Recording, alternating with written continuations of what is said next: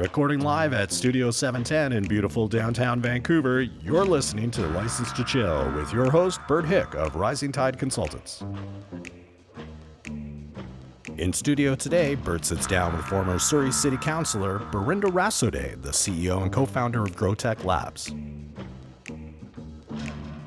In 2017, she founded the National Institute for Cannabis Health and Education, and a year later, Cannabis Wise, an accreditation program aimed to help Canadian consumers identify products that are created with quality control, legality, and responsible cannabis use in mind.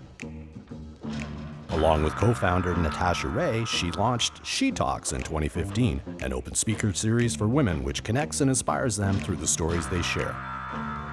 Barinder has been recognized as one of Vancouver's 50 most powerful people by Vancouver Magazine and is widely regarded as one of the most influential women in the cannabis industry today. We go now to Bert in conversation. Good afternoon. My name is Bert Hick of Rising Tide Consultants. Welcome to our podcast. Barinder years ago started to get involved with cannabis. Barinder, how did that happen? Did you just wake up one day and just decided, I'm going to get into cannabis and to the business, or how did that transition happen? No, actually, while I was a municipal councillor and chair of the police committee in the city of Surrey, I only had the filter of public safety and public health, and I was also on the board of Fraser Health. So my eyes opened around cannabis after a friend of mine's mom was dying of cancer. And I watched how she was able to medicate with cannabis versus opioids and how she was still able to engage with her family in her last few weeks. But what I found more fascinating was how her dad, who wasn't responding well to any anti-anxiety meds, was able to use cannabis to alleviate his anxiety.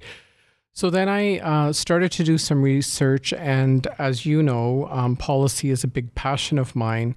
And I noticed a big void in the cannabis space around education and was quite concerned that unless there was a body established to provide and create a bridge between the cannabis industry and the mainstream business, professional, and health organizations, that the road to normalization would be much longer. And I think by looking at what's going on today, a year later, I think that sadly proved to be true.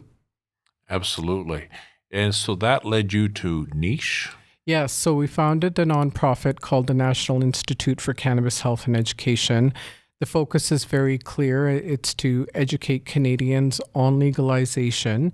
And really, its purpose wasn't to be an organization that was at that point communicating directly with consumers. It was more around engaging with boards of trades, health associations, business associations, because at that point, not a lot of these associations had even started to talk about what the regulations meant for their businesses or their mandates.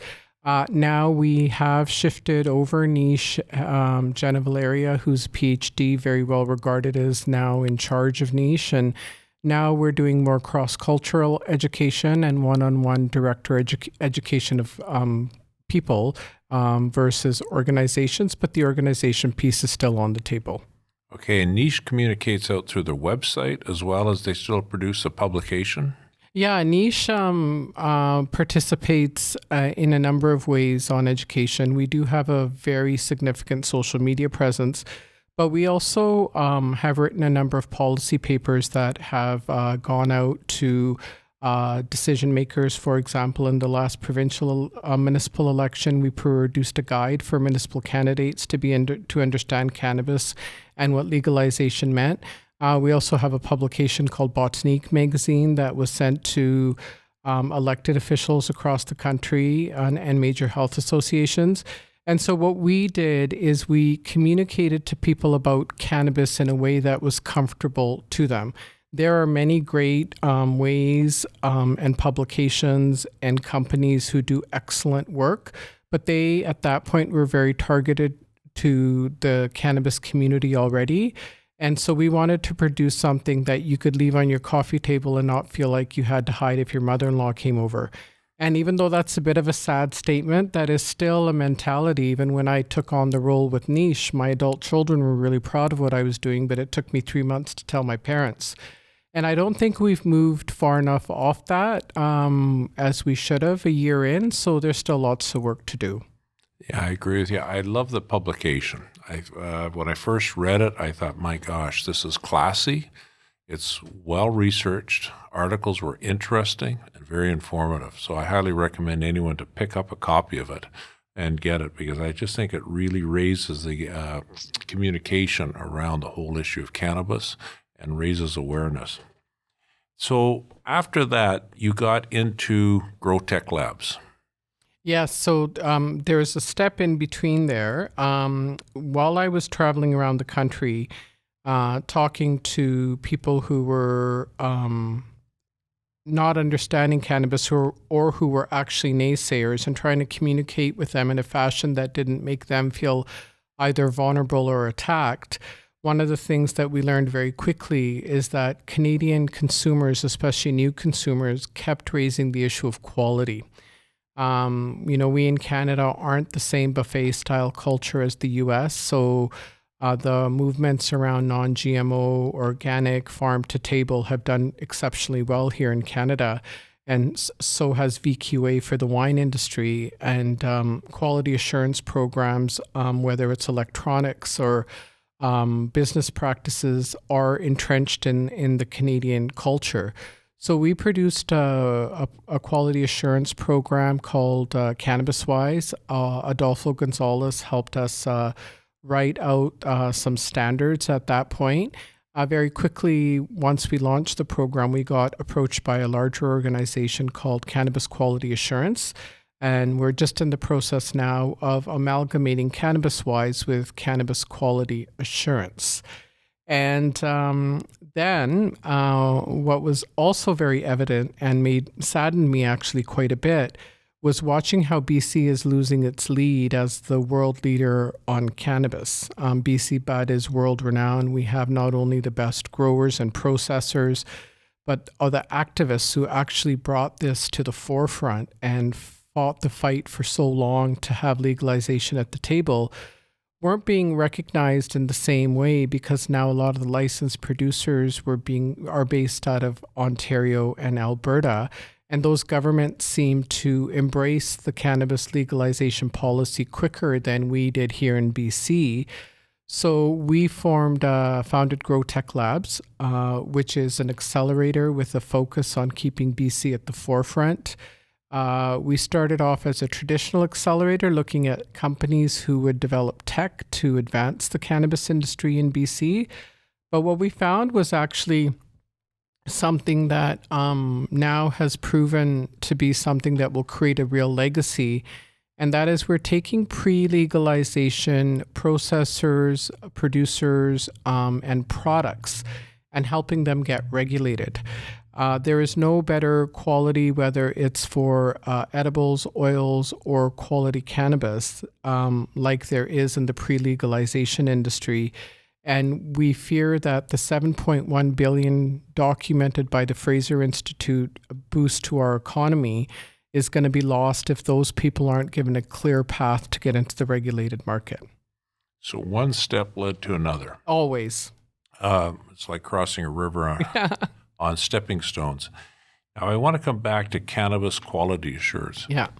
I can relate to that because prior to getting involved with cannabis, I was involved and still am involved with liquor licensing. Mm-hmm. We have a program called VQA for the wine industry. And if you go into any government liquor store, you see the VQA products right at the front aisle by the front door, very prominently displayed, and product that has been certified as being quality assured by the vintner. So the cannabis quality assurance program is similar to that. And I was shocked to read someone did an analysis of some of the products that they picked up off the shelf of a government cannabis store, had it independently tested, and some of it came back for pesticides. There was the THC levels were wrong and that sort of stuff. So the whole thing about cannabis quality assurance is to make sure that the customer, when they buy the product, knows exactly what they're getting. Is that correct? Absolutely. And I think in order to normalize cannabis for those people who are reluctantly now trying cannabis, whether it's for recreational purposes or they're wanting to use topicals for the achy knee, we know that the group that's the highest adopters of legalization have been seniors. One of the things that's really important is that cannabis is a plant, but it's very complex. The growing methods definitely have impact on the quality of the product. And so Canadians look for a high quality product and are willing to pay more. And sadly, we have read a lot of scenarios of where people who are sophisticated cannabis consumers are not finding the quality that they need or expect or rightfully demand from licensed producers. So we do think that it's very important to put something in play that sets targets and tells consumers very quickly which products have been certified higher quality. I think it's an amazing initiative. I think it's really needed because there's so many people who want to experiment with this and they want to go where it's safe, where they feel it's been tested and protected. So coming back to GrowTech Labs, I find this fascinating. So basically the concept of GrowTech Labs is you will arrange to have a greenhouse facility, a location where people can come in, rent a space, grow their own cannabis, and kind of an incubation center. Well, that's one of the things we're doing. We first started by funding a tech company called Elevated Signals that's built software to help growers monitor and set metrics for water, light, all of the things that make a plant grow. And then after that, we're working with a couple of pre-legalization brands to get them into the regulated market. But we've also established, in partnership with the BC Co-op Association, a co-op, a fairly large co-op here in BC. And again, it's to keep the small, medium producers and processors at the forefront of the international scene with the best bud in the world. And what came out of that process was we did 6 regional meetings to consult with growers. Then we did 6 regional meetings around the governance. We're just in the process of developing the bylaws and the regulations. And this is going to be wholly owned by the growers who run the co-op. We provided the startup dollars, not with any intention of getting any revenue benefits from the co-op outside of us being a member of the co-op as a founding partner. But it's really important to maintain the legacy of BC cannabis and to give people who will not have an opportunity to stay in the regulated market because it is so hard and expensive to get licensed. I mean, that can be demonstrated by the sheer lack of numbers on how many microgrowers have actually received their license in the province of BC. Again, through that process, because for us, it's always about learning from the community versus telling the community what's good for them, is we found that there were growers who were very interested in the collective model but didn't want to be a part of a co-op per se. So now we're in the process of establishing 3 cannaparks, which will be sites where microgrowers can come within a facility that is a collective but have their own area to grow. Health Canada is very happy with this model. And so we're in the process of securing land in municipalities that are okay and have zoning bylaws that allow cannabis. And that model will launch in January of this year. Okay. So again, so the process would be that they would grow their product in your facility and then they would sell it to the cannabis distribution branch? Yeah, so everything there's not a lot of room to do things very differently. It's all very strictly mandated by regulations. So at this point, microcultivators are allowed to grow 2,100 square feet. It has to be in a contained unit separate from other growers. We are looking at modulars, CCANs, for growers on ALR property.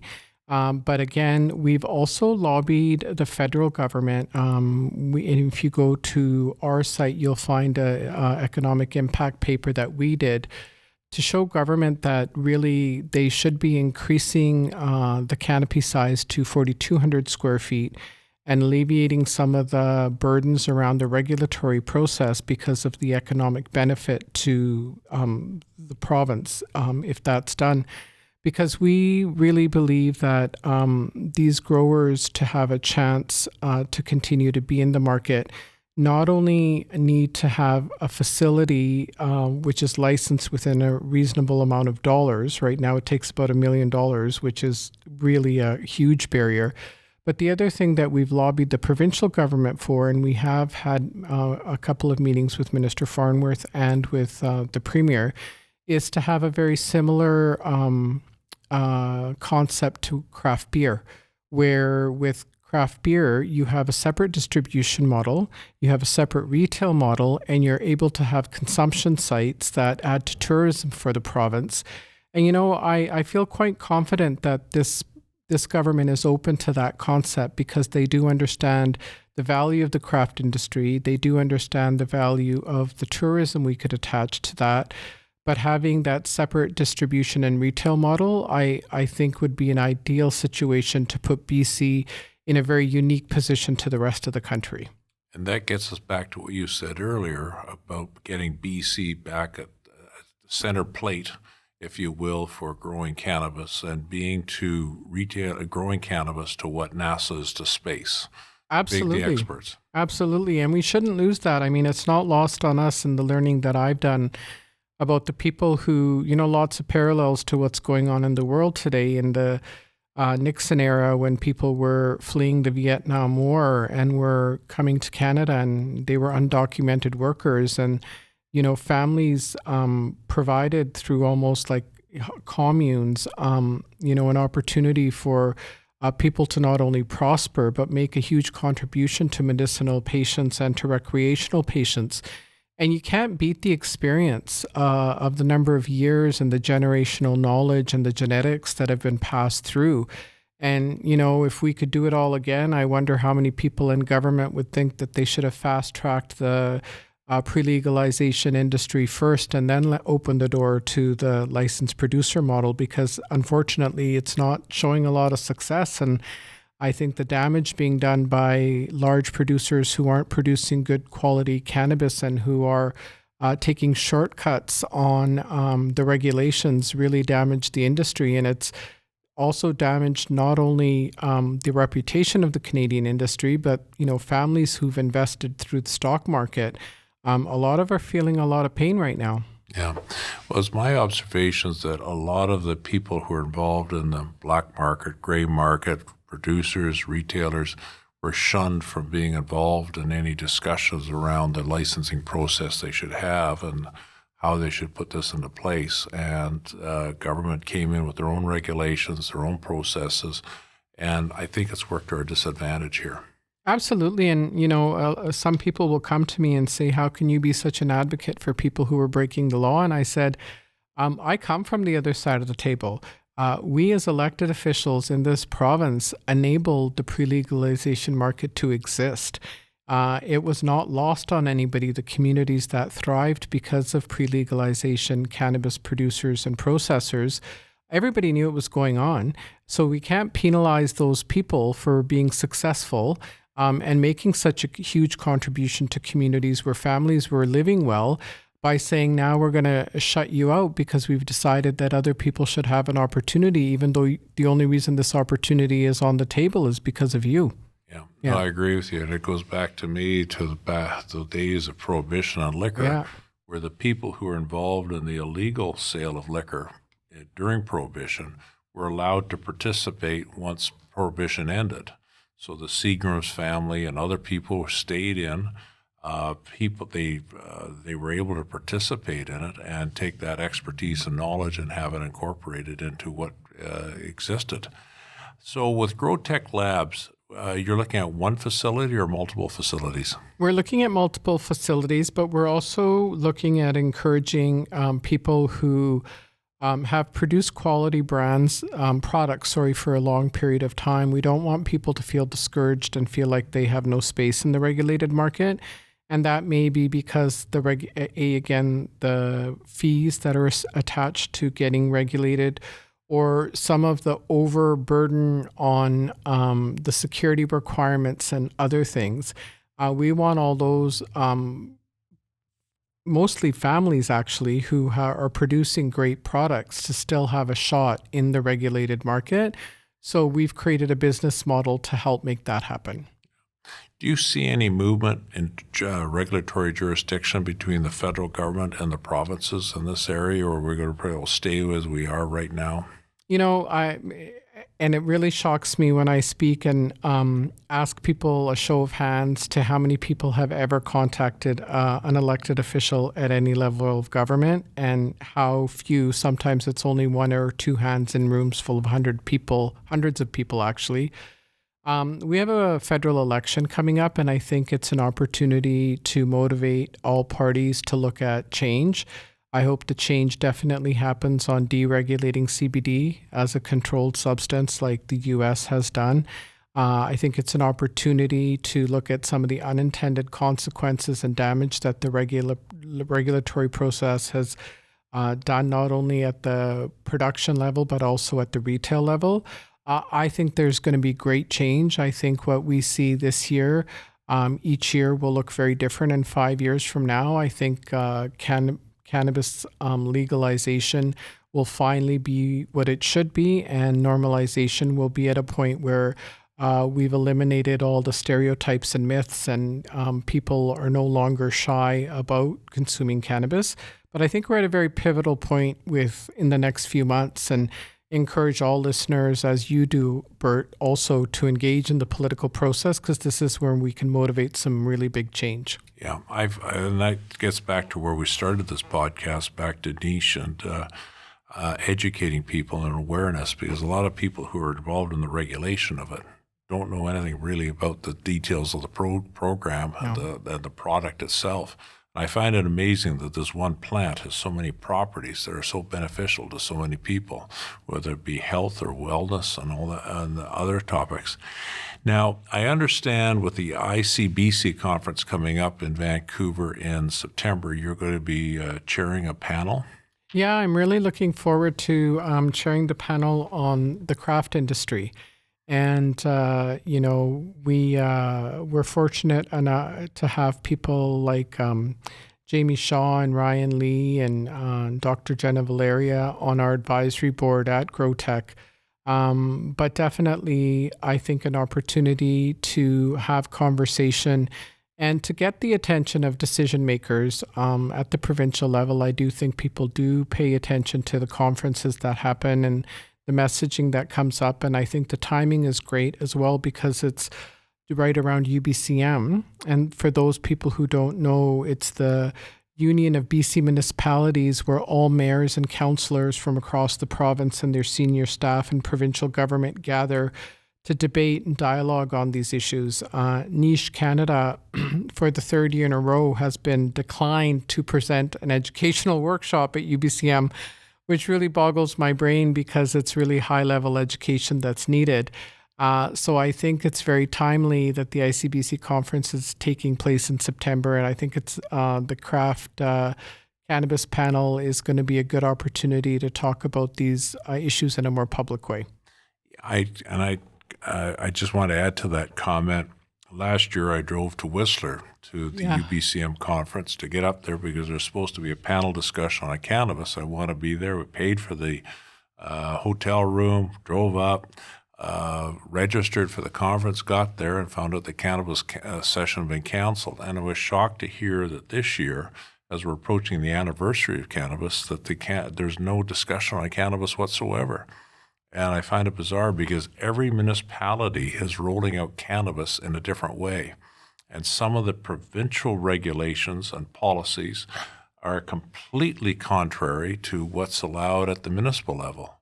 And we're dealing with one right now, for example, in the city of North Vancouver, where the provincial regulations does not allow a line of sight from the street into a cannabis store. So you have to have an opaque window, similar to a red hot video store, an adult store, and no sight line into the store. But yet on Lonsdale in the city of North Vancouver, they have a policy at the city level that they want to have clear visibility into the retail store area, which is causing a problem. And so the cannabis store operators that have been approved by the city are having a challenge on that street. The other one we find is municipalities are saying, we won't issue a business license for a retail cannabis store until you have provincial government approval for a approval. But the other side is they won't issue a business license, so you got the other side. So you got this battle between a business license versus a retail cannabis, which comes first? Somebody has to blink. And I thought there'd be some discussion at UBCM around these sort of issues and trying to harmonize some of the policies between municipalities so it's kind of an even playing field in terms of what the regulations are, the distancing requirements, and have some discussion as we're coming up on the 1-year anniversary. And I was also hoping that it would be an opportunity for those municipalities who are still watching, waiting to see what happens, to make a decision if they're going to go forward with it. We look at retail cannabis stores, with municipalities regarding retail cannabis stores as being either red light, green light, or yellow light. So there are those green light municipalities like Vancouver, District, North Vancouver, North Vancouver, but we also have some yellow light ones like Coquitlam, and who are waiting and seeing, and then we got the red light ones like Richmond and Surrey who are saying no. And I think it'd be beneficial for those municipalities to be part of the debate to see how things are rolling out, and if they're going to roll out cannabis, how they should do it. Absolutely. And to add to all of those really important things that you've highlighted, it's the whole conversation around the opioid crisis, harm reduction and how cannabis plays a role in that. It's the whole conversation, the United Nations recognizes over 3 million people a year die from ailments attached to alcohol. 25 million people have been negatively impacted by the opioid crisis around the world. So it's not only the regulatory conversations that the decision makers at UBCM should be having, like the ridiculous concept of not being able to look into a retail store. Let me tell you, I wouldn't work in a store or allow any of my children to work in a store where you're actually creating a hazard by having somebody be able to rob the store without anybody on the street seeing. There's so many of these regulations that don't make sense. But I also compel people at UBCM and the decision makers to have a higher level conversation about harm reduction and how cannabis is a part of that. And nobody's willing to talk about that in an organized, structured fashion yet. Yeah, no, I totally agree. People like to know what they're walking into. Yeah. People like to know what they're walking out of. Yeah. And I just find that this current approach reminds me of the old days of the liquor stores. You're too young to remember this. Well, maybe not. But where there was no sight lines from the street into a liquor store, or even at that time into a bar or pub. We had the old days where at a hotel pub, men went in one door, women and escorts went in another door, leading to the same room, but it was all brick walls, solid, no sight lines. You couldn't see somebody drinking. Now, eventually, and it happened in the 80s, that liquor stores had windows. They had chandeliers, music, and you could see into a liquor store, a government liquor store. And the bars and pubs, well, it's easy to walk down the street now and you see somebody sitting on a patio. I just walked past folks at the Cactus restaurant here on Burrard Street having a glass of wine and beers on a Friday afternoon. Great.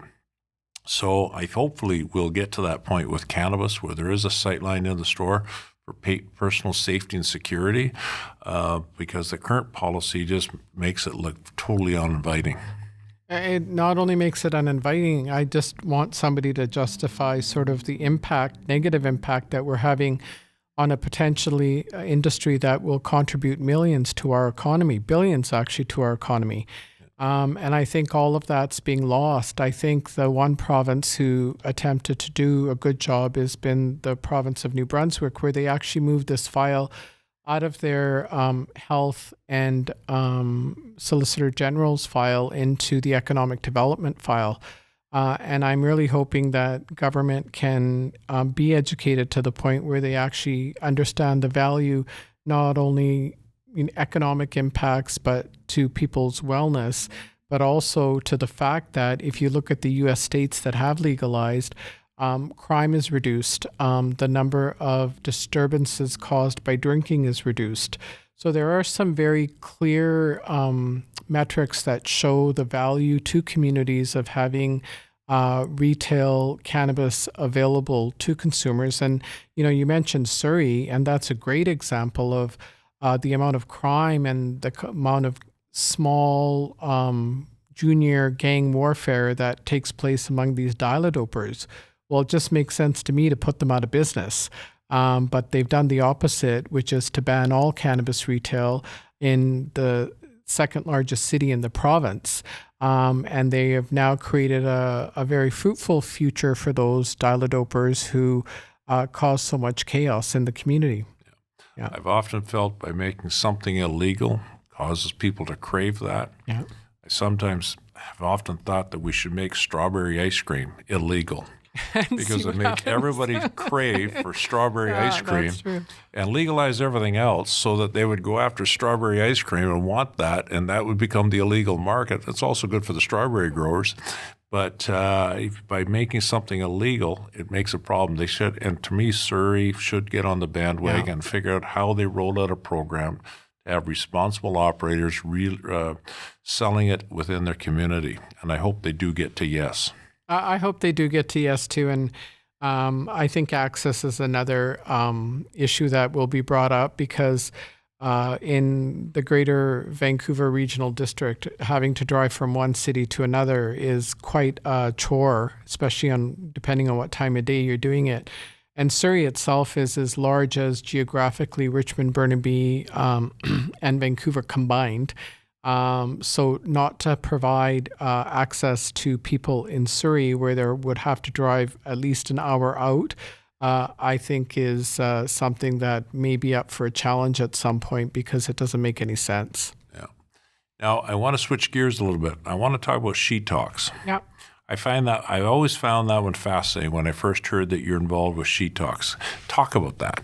Talk about SheTalks. So in 2014, I ran for mayor in the city of Surrey, knowing what a difficult task that would be. But it proved to be even more difficult than my mostly female-led team had thought. There was a group of women who were talking about doing a speaker series at the same time I was running for office. And then after the election, we held our first event called SheTalks. CNN picked us as one of the top 10 things to do in the world for International Women's Day in 2015. And the premise is that women our entire lives are told, look better, be better, do better. And we say, no, you're fine just the way you are. And when women hear other women's authentic stories, they look at the women on the stage, and the one thing that happens for sure is they're like, oh, she's just like me. She's either dealt with depression, illness, divorce, caring for senior parents, challenges in the workplace. And really the purpose is to have 16 women get up on stage, share their real, raw, authentic story to motivate other women, for women to know they're fine just the way they are. And it also has created a great network. We've had over 184 women speak, had a radio show while Roundhouse was open. We did a weekly show. And it was just really about being vulnerable and being authentic and knowing that you don't have to be perfect to succeed. And those parameters that are placed on women by others on what life should look like need to be shattered. And if we just keep on our own path, things work out quite well. So what are the next steps for SheTalks? So SheTalks, we do an annual event in March. So the next event will be next year, International Women's Day. women can nominate themselves or others from our website called SheTalks.life and participate by either sharing their story or be in a room to hear some amazing stories. So where do you hold this, at the convention center? No, we rotate between south and north of the Fraser. Last year's event took place at Elements Casino in Surrey. Next year's event, we're looking for a venue here in Vancouver. And, we're really happy to have a number of cannabis speakers at the last two events. And it really not only empowers women, but educates women. And I think we will continue to use it also as a way of normalizing cannabis use, because when you hear of women who talk about cannabis use, a lot of women in the room are shocked because, again, people still have those myths and stereotypes in their mind about what a cannabis consumer looks like. Nobody thinks they look like me.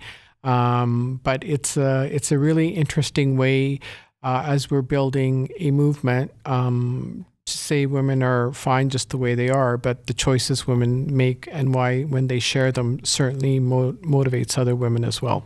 So the dates are March of next year. Yeah. And people can buy tickets to go to it? Yes, people can go to our website and buy tickets closer to the event. And the website is? SheTalks.life. SheTalks.life. All right. Barinder, you amaze me. Oh, well, thank you. I got to tell you, I've known you for years. Yeah.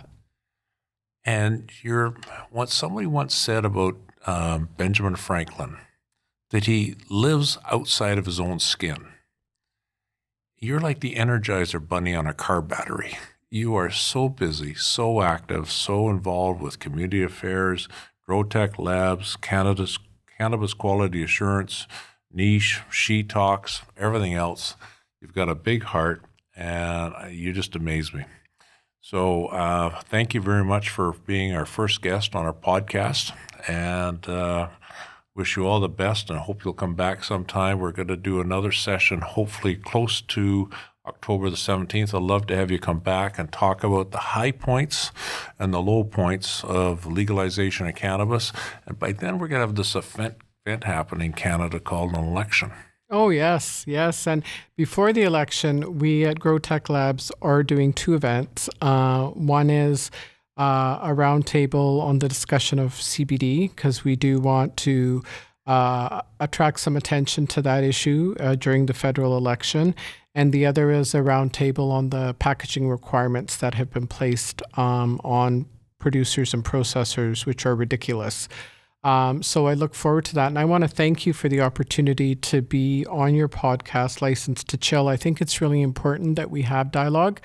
And I think it's really important that we have dialogue that bridges the pre and post cannabis industry, but also regular business and governmental conversations with the cannabis industry. Because I think, having what I call cross-pollination is really important step in moving forward to normalizing cannabis. And so thank you for your contribution. Well, you're welcome. But before you run away, you just gave us two pearls about two events through GrowTech Lab coming up. How's that going to roll out? How do people hear about this? Where do they go? Where do they participate? So if you go to our website, growtechlabs.com, we'll have the event dates and information posted there. We charge a very nominal fee just to barely cover the cost of the event. But we will be producing two policy papers from those events that we will be forwarding to all three levels of government as well. Great. Thank you very much, Thank Barinder. you. The preceding podcast was recorded at Studio 710 in downtown Vancouver, the home of Jade Maple. For more information, follow us online at risingtideconsultants.ca.